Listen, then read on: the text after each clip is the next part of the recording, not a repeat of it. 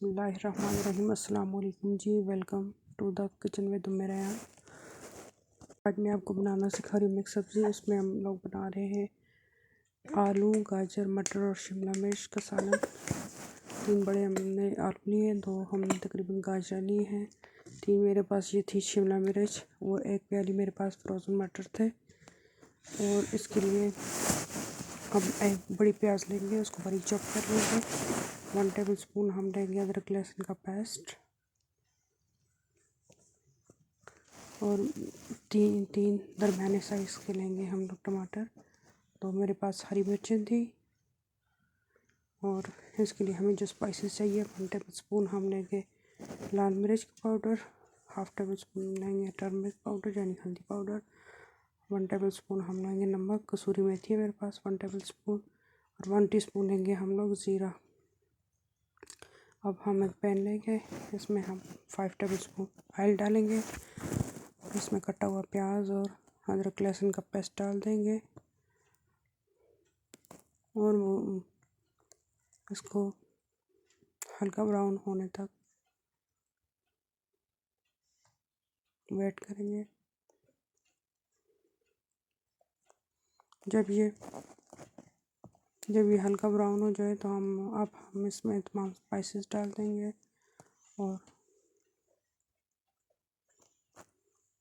इसमें जाएंगे तमाम स्पाइसेस, हिलाएंगे चमचे को। और अब हम इसमें डाल देंगे टमाटर, कटे हुए टमाटर डाल देंगे और चमचे को हिलाएंगे और तकरीबन 1 से 2 मिनट के लिए ढककर टमाटर गल जाने तक हल्की आंच पर पकाएंगे।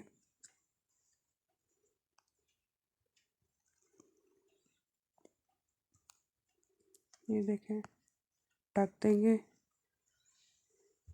अब ये हमारे टमाटर नरम हो चुके हैं,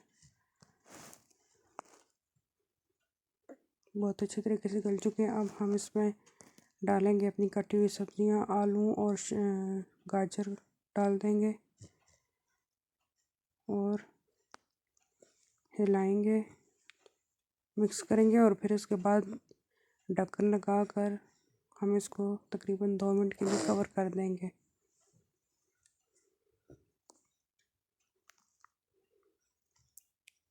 एक से 2 मिनट के लिए गलने देंगे। ये देखें जी, 1 से 2 मिनट हो चुके हैं। मिक्स करेंगे और अब हम इसमें अपने मटर,